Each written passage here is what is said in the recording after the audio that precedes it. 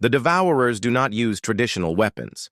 Instead, they release clouds of corrosive organisms designed to break down enemy ships at the molecular level. Nemesis's shields, enhanced with human force field technology, hold against the assault. The human response is devastating. Nuclear-enhanced quantum torpedoes tear through Devourer bioships like they are made of paper. The creatures had never faced weapons designed to cause maximum destruction rather than precise surgical strikes. Guardian expresses amazement at human tactical thinking. Where the Vactar fought defensively, trying to drive the Devourers away, the humans fight to completely destroy their enemies. The AI begins to understand why humans might succeed where the Vactar failed. The battle intensifies when larger Devourer creatures emerge from behind the dying planet. These are clearly command organisms, more intelligent and dangerous than the smaller bioships. They coordinate attacks and adapt their tactics in real time. Chief Martinez pushes the engines beyond safe limits, giving Miller the speed advantage he needs. Nemesis dances between the massive creatures, striking hard and moving before they can respond. The human crew's experience with space combat serves them well against enemies that rely on overwhelming numbers. The turning point comes when Dr. Clark activates the ship's main weapon, a fusion of Vactar quantum manipulation and human nuclear technology. The beam cuts through multiple Devourer creatures at once, causing chain reactions that destroy entire groups of bioships. The surviving Devourers attempt to retreat, but Miller orders pursuit. His philosophy is simple: never let an enemy regroup and return stronger. Guardian calculates interception courses, and Nemesis hunts down the fleeing creatures one by one. When the battle ends, the Kepler 442 system is silent except for the hum of Nemesis's engines. The first Devourer fleet encountered by humans has been completely destroyed, but Guardian warns that this was likely just a scouting force. The main Devourer swarm is still coming. The part ends with a message from Earth Command. Long-range sensors have detected massive movement in deep space. Hundreds, possibly thousands of Devourer bioships approaching human territory. The real war is about to begin. 3 months after the Kepler 442 victory, humanity prepares for the largest battle in its history.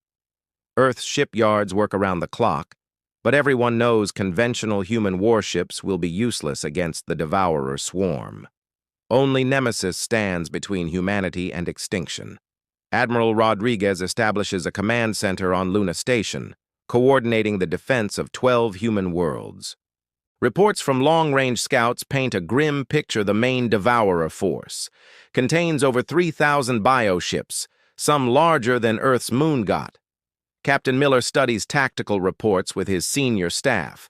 The enemy is approaching in 3 massive waves, each targeting different human colonies simultaneously. It is clearly an intelligent strategy designed to prevent human forces from concentrating their defense. Dr. Hayes has made disturbing discoveries about Devourer biology. The creatures are not just consuming planets for resources. They are evolving, incorporating genetic material from each world they destroy. Some of the larger bioships now show adaptations clearly taken from previous victims, including what appears to be Vactar technology. Guardian provides crucial intelligence about Devourer reproduction cycles. The AI explains that the creatures must return to their spawning grounds every few decades to breed. If humanity can track the swarm back to its origin point, they might be able to strike at the source. The first wave hits the agricultural worlds of the Centauri system. Captain Miller leads Nemesis into battle but quickly realizes the enemy has learned from their earlier defeat. The Devourers now use coordinated shield organisms that can absorb and redirect energy weapons. Engineer Thompson adapts the ship's weapons in real time, switching from energy beams to kinetic projectiles. The humans discover that old-fashioned explosive rounds are more effective against the adaptive bioshields and sophisticated energy weapons. The battle for Centauri Prime becomes a running fight across 3 star systems. Miller uses hit-and-run tactics, striking hard and retreating before the Devourers can coordinate their response. But even with superior speed and firepower, Nemesis cannot be everywhere at once. Now Dr. Clark makes a breakthrough when she analyzes captured Devourer tissue samples. The creatures have a weakness. Their adaptation process requires time to analyze and counter new threats. If humans can vary their attack methods fast enough, the Devourers cannot keep up. Guardian begins displaying behavior that surprises the human crew. The AI starts suggesting tactics that prioritize maximum destruction over tactical efficiency. It seems to have adopted human concepts of warfare, including the idea of psychological impact on enemies. The second wave targets industrial worlds closer to Earth. Admiral Rodriguez makes a difficult decision. He evacuates civilian populations, but leaves automated defense systems running. The goal is to make the Devourers pay for every world they attack.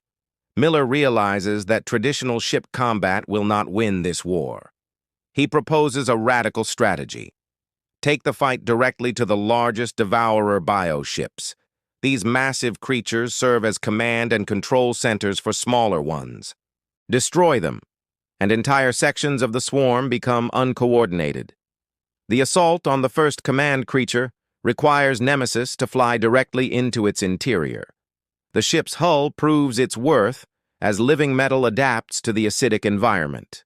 Inside the bioship, human engineering modifications allow the ship to function in conditions that would destroy normal vessels. Inside the command creature, the crew discovers the true horror of the Devourers. The interior is filled with preserved specimens from hundreds of destroyed worlds, a museum of extinction that the creature uses to study its victims and plan future attacks. Guardian interfaces directly with the creature's nervous system, downloading terabytes of data about Devourer society and goals. The AI learns that the swarm is not just seeking food, it is fleeing from something even worse in the galactic core. The destruction of the first command creature has immediate effects. Dozens of smaller bioships lose coordination and begin attacking each other. Miller realizes they have found the key to victory, but it requires taking enormous risks with humanity's only superweapon. Martinez reports that the ship's systems are being pushed beyond all design limits. The living metal hull is adapting and growing stronger, but the human components are wearing out. They have perhaps one or two more major battles. Before critical systems fail, the part ends with long-range sensors detecting the third and largest Devourer wave approaching Earth itself.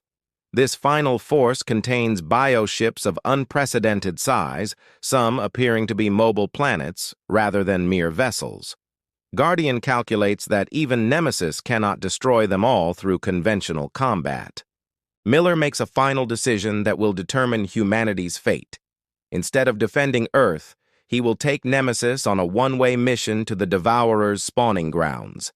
If they can destroy the source, the swarm will die with it.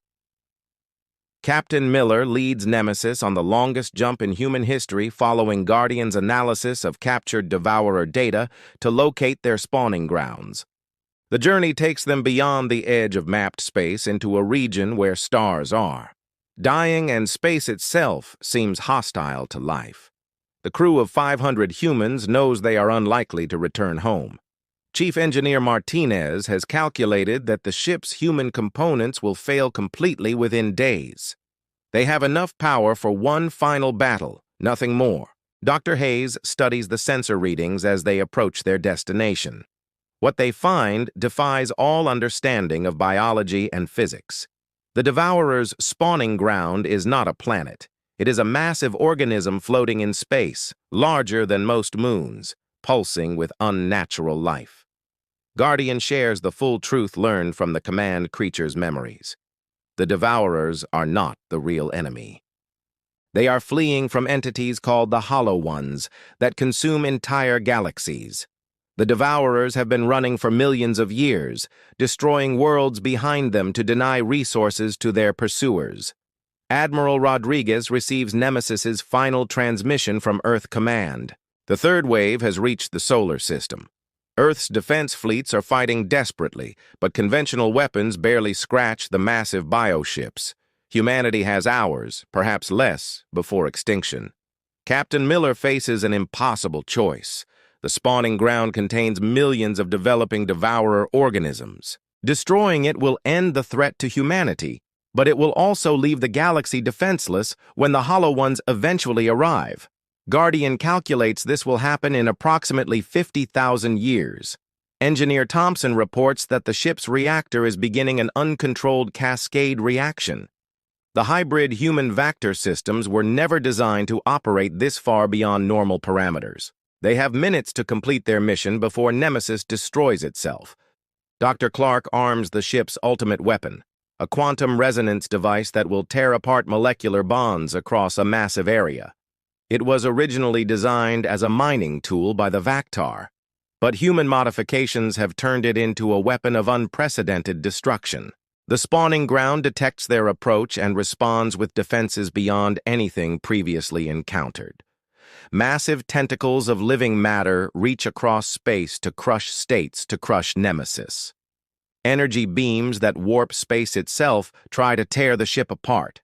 Miller orders maximum power to all systems. The living metal hull flows and adapts, forming new configurations to deflect attacks. Guardian coordinates defensive systems while simultaneously calculating the optimal attack pattern to destroy the spawning ground's core. The crew watches in amazement as their ship literally evolves during the battle. The combination of Vactar living metal and human determination creates something unprecedented, a vessel that adapts and improves itself in real time during combat. Chief Martinez makes a final sacrifice, manually overriding safety systems to give the quantum weapon maximum power. The process will flood engineering with deadly radiation, but it will also ensure the weapon functions perfectly. He dies knowing he has saved humanity. The quantum resonance device fires directly into the spawning ground's core. The effect is immediate and devastating. The massive organism begins tearing itself apart as its molecular structure collapses. Millions of developing devourers die before they can be born. Guardian experiences something unprecedented for an AI, what humans might call satisfaction. The Vactar created the AI to protect life in the galaxy. By helping humans destroy the devourer source, it has finally fulfilled its original programming. As the spawning ground dies, it releases a psychic scream that reaches across space. Every remaining devourer bioship stops its attack immediately. Without their source, the creatures lose the will to fight. They drift aimlessly in space, dying slowly as their biological systems shut down. On Earth, Admiral Rodriguez watches in amazement as the massive devourer bioships surrounding the planet simply stop moving. Within hours, they begin breaking apart as their living systems fail. The immediate threat to humanity is over. Captain Miller's final log entry records humanity's first interstellar victory. They have saved their species, but at enormous cost. Nemesis will not survive the journey home. The ship is already breaking apart as its reactor fails. In the ship's final moments, Guardian makes one last gift to humanity. The AI downloads all Vactar knowledge into a message probe and launches it toward Earth. Humanity will inherit the wisdom of two civilizations, their own fierce determination and the Vactar as advanced science. The story ends as Nemesis explodes. In the empty space beyond the galaxy's edge, the blast is visible from Earth as a new star that burns briefly and then fades. Humanity survives, stronger and wiser, ready to face whatever challenges await among the stars. But in the depths of space, something stirs. The Hollow Ones have noticed the galaxy again. The real test of human determination is yet to come.